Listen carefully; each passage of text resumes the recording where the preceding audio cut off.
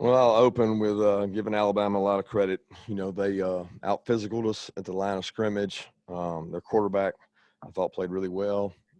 They've got great skill players. We knew that coming in. We were able to contain them a little bit early. Thought we had some big stops in the red area in the first half, and then second half we couldn't do it. We didn't stop them. Give their coaches a lot of credit. They outcoached us. They did a good job, and we got to do a better job of helping our players put them in a chance to be successful.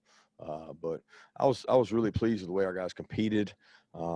Just frustrated that we couldn't get anything going in the second half, especially that opening drive. I thought we were going to be able to run the ball down, and then we stalled out on that opening drive and really lost momentum after that point, especially when they hit the big long bomb to Waddle. And it was a big play by them, nice schemed up play. Give them credit, and we got to go back to the drawing board because we still got a really good football team, and we control what's in front of us by how we play. First question this night will go to Mark Weiser, followed by Seth Emerson. Hey, Kirby, obviously Alabama's has a very explosive passing offense. When you look at what you guys did defensively, what were some of the breakdowns beyond just the amount of talent and at the quarterback and wide receiver position for them?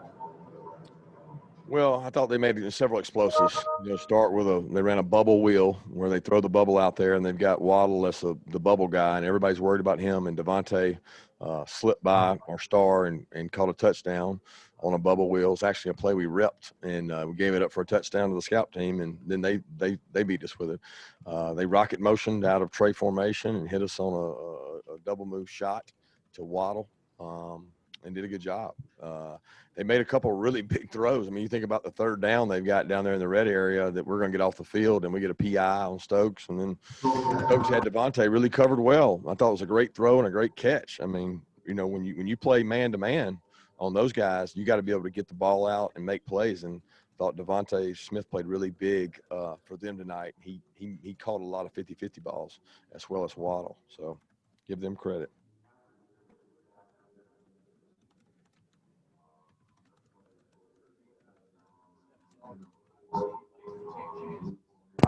He likes to throw down the middle.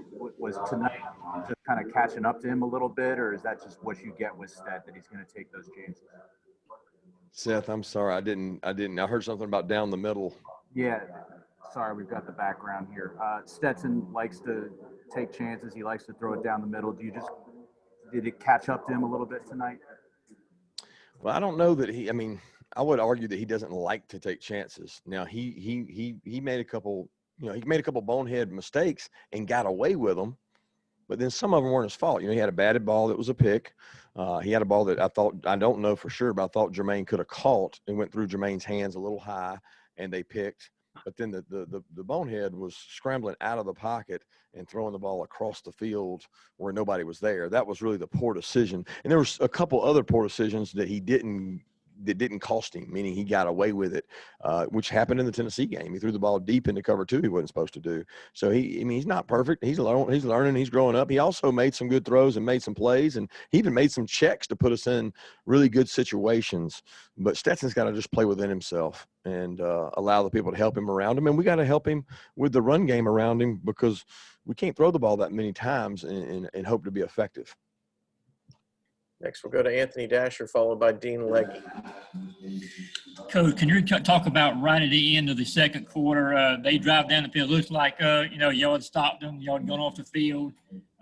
Rich was saying something, there's a question maybe about that, the spike of when it happened. What could you tell about what happened? How big of a momentum swing was that right there for them? Well, I didn't think it was a huge momentum swing. I thought it brought the crowd back into it. We probably didn't play aggressive enough defensively, and that's on me. That's my responsibility.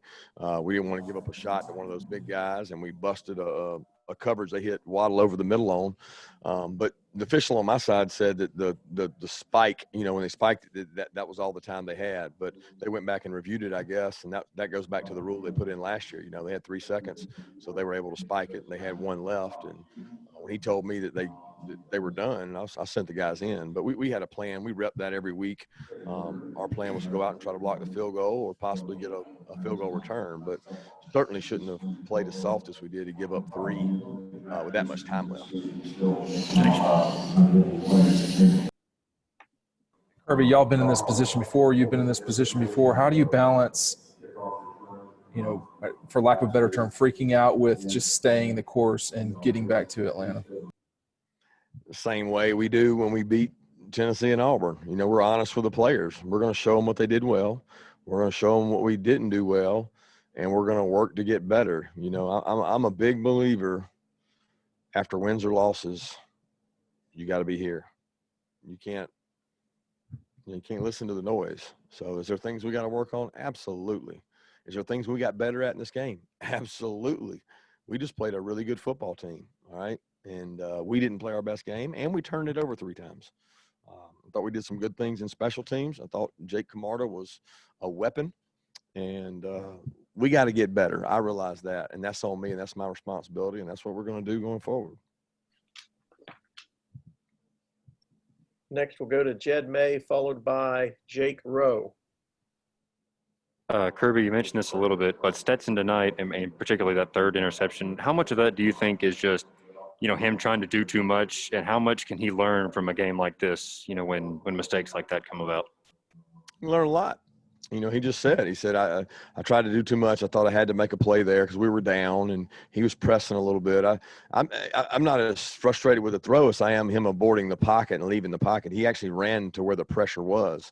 And he broke a tackle, but he ran to where the pressure was. You can't do that. You got to step up in the pocket in our league and be able to make throws down the field. And he's shown he can do that.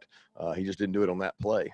But, the other 2 interceptions weren't all his. I have to watch the batted ball and see where he was going with it. But then we had another, that went through Jermaine's hands and got out on us. But ultimately, when you throw the ball, you know that those things can happen, just like for them. If we could pick one of those passes off, we had a couple drop picks. And I thought that if we pick a couple of theirs off, the game changes.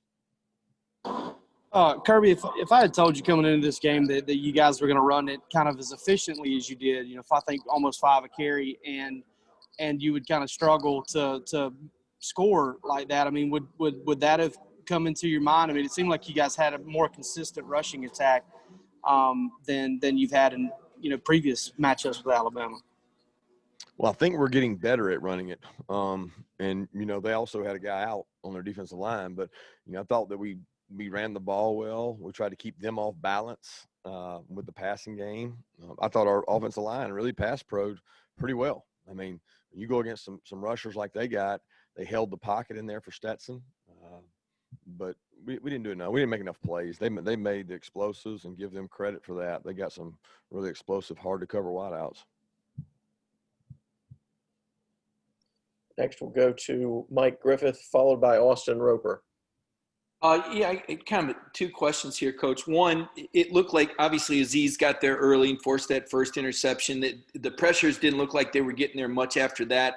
Was there a lot of blitzing? In hindsight, should you blitz more? And 2, the crazy schedule change. How much does this turn you guys upside down in terms of next week versus the following week?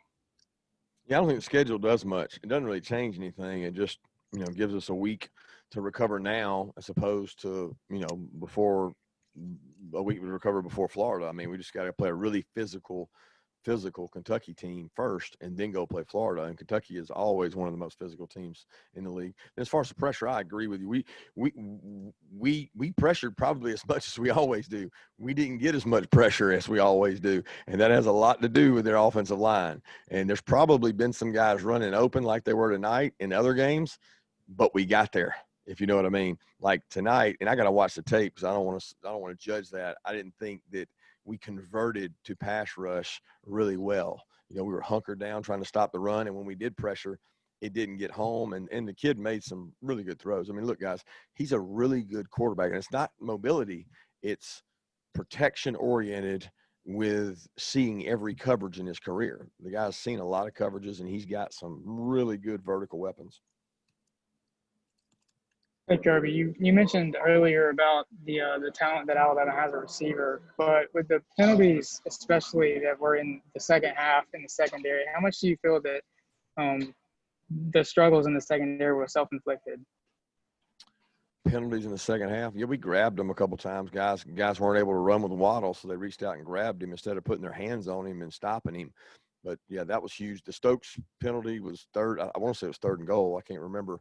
But that was huge because you go from they're going to kick a field goal, to their first and goal. You know, you can't do that. Tyreek grabbed a guy.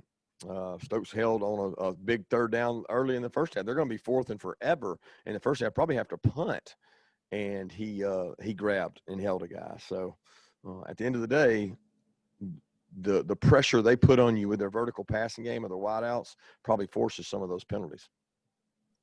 Next, go to David Pascal, followed by Chip Towers. Kirby, you've talked about Stetson and a couple of his picks. That first one that was batted, I guess he had about 4 or 5 balls that were batted tonight. Is that his height? Is that a pocket issue collapsing, and is that a concern? Well, it's always a concern when it happens. It hasn't been as relevant. You know, it hasn't happened as much. I think Alabama has really big defensive linemen, which typically push and try to cave in the pocket. Some of it's looking for a throwing window. Some of it's being willing to pull it down and run because he's a really good athlete and avoid that if he doesn't have his throwing window. But they did a nice job of that, and I don't honestly know the answer to that without watching the tape to see where he was going with the ball. Yeah, Coach, I was actually going to ask the exact same question just about Stetson's height. I think it was 4 or 5 pass deflections at the line of scrimmage and 9 PBUs in the game. Might have been 10 by the time the final stats came in. So you answered that kind of. So I guess I'll just flip from that and just ask about Coach Saban. I know y'all got to talk a little bit before the game, and it was crazy, you know, about whether he's going to get to coach or not coach. Just what were those conversations like? And I know ultimately you were glad to, you know, be able to that he was be able to coach the game. Well, first off, I'm glad he's healthy because anytime, you know, somebody thinks they may have COVID, that's a concern, especially somebody his age. You know, you don't wish that on anybody. And I mean, I knew the whole time that he was going to be able to coach because I knew he had a negative test and that we thought it was a false positive. It was just a matter of getting enough tests to be able to come back. But he was very gracious of our team and the way we're playing, and well coached, and I returned the favor and said the same thing. They're really disciplined. They're physical. They're everything you want to be in a football team because of their physicality and the way they play. And, you know, we're trying to do the same thing, and we didn't do it as well as they did it tonight. Next, we'll go to Pete Thamel, followed by Brandon Sudge. Yeah, Kirby, you've obviously seen sort of the evolution of Alabama to where their offense is now is a little bit indicative of the evolution of football and where we are when you look at how LSU won the title last year. I'm just kind of curious what you think when you see Alabama with playing the way they are now in terms of with field stretching receivers and, you know, kind of winning shootout type games, which is very different than a decade ago.